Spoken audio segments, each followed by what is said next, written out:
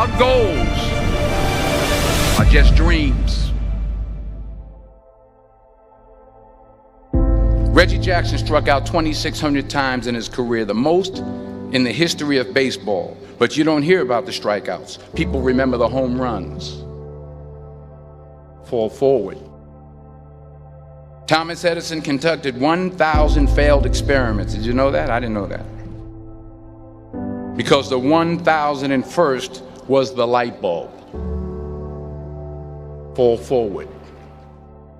Every failed experiment is one step closer to success.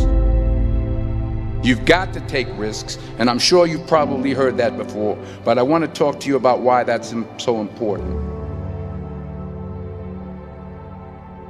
You will fail at some point in your life. Accept it. You will lose. You will embarrass yourself. You will suck at something. There's no doubt about it. And I know that's probably not a traditional message for a graduation ceremony, but hey, I'm telling you, embrace it, because it's inevitable.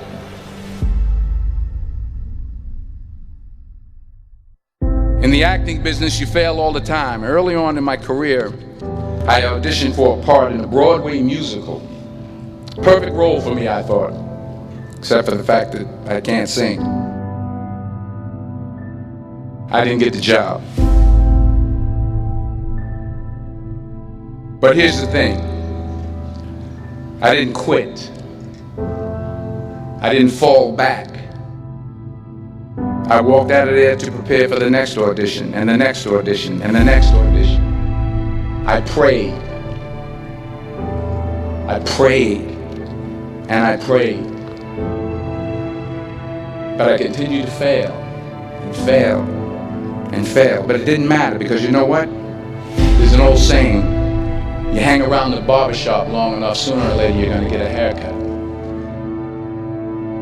So you will catch a break, and I did catch a break. Last year, I did a play called Fences on Broadway. But here's the kicker. It was at the Court Theater. It was at the same theater that I failed that first audition 30 years prior. The point is, every graduate here today has the training and the talent to succeed. But do you have the guts to fail? If you don't fail, you're not even trying. I'll say it again. If you don't fail, you're not even trying. To get something you never had, you have to do something you never did. So imagine you're on your deathbed, and standing around your deathbed are the ghosts representing your unfulfilled potential. The ghost of the ideas you never acted on. The ghost of the talents you didn't use.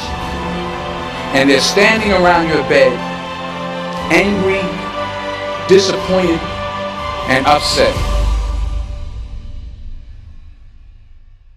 They say, we came to you because you could have brought us to life, they say.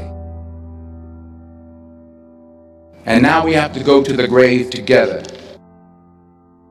So I ask you today, how many ghosts are going to be around your bed when your time comes?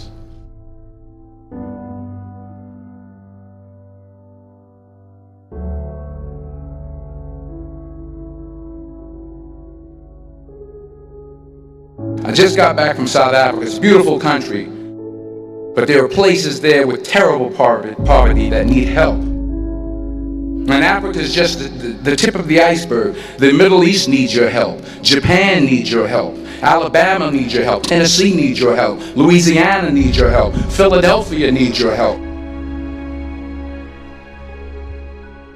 The world needs a lot, and we need it from you. We really do. We need it from you young people. I mean, I'm not speaking for the rest of us up here, but I know I'm getting a little grayer. We need it from you, the young people, because remember this. You got to get out there. You got to give it everything you got, whether it's your time, your talent, your prayers, or your treasures. What are you going to do with what you have? I'm not talking about how much you have. Some of you are business majors. Some of you are theologians, nurses, sociologists. Some of you have money. Some of you have patience. Some of you have kindness. Some of you have love. Some of you have the gift of long suffering. Whatever it is, whatever your gift is, what are you going to do with what you have? All right, now here's my last point about failure. Sometimes it's the best way to figure out where you're going. Your life will never be a straight path. I began at Fordham University as a pre-med student. I took a course called cardiac morphogenesis. I couldn't read it, I couldn't say it, I sure couldn't pass it. So then I decided to go into pre-law, then journalism. And with no academic focus, my grades took off in their own direction. I was a 1.8 GPA, and the university very politely suggested that it might be better to take some time off. I was 20 years old, I was at my lowest point. And then one day, and I remember the exact day, March 27th, 1975, I was helping my mother in her beauty shop. My mother owned a beauty shop up in Mount Vernon. And there was this older woman who was considered one of the elders in the town. And I didn't know her personally, but I was looking in the mirror, and every time I looked at the mirror, I could see her behind me, and she was staring at me. She just kept looking at me. Every time I looked at her, she kept giving me these strange looks. So she finally took the dryer off her head and she said something I'll never forget. She said, "Young boy, I have a prophecy, a spiritual prophecy." She said, "You are going to travel the world and speak to millions of people." And in the years that followed, just as that woman prophesied, I have traveled the world and I have spoken to millions of people through my movies. Millions who up till this day couldn't see me. Who up till this day I couldn't see while I was talking to them. And they couldn't see me. They could only see the movie. They couldn't see the real me. But I see you today. And I'm encouraged by what I see. And I'm strengthened by what I see. Because taking risk is not just about going for a job.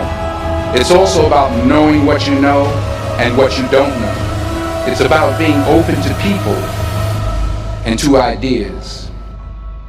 The chances you take, the people you meet, the people you love, the faith that you have, that's what's going to define you. Never be discouraged. Never hold back. Give everything you got. And when you fall throughout life, remember this: fall forward.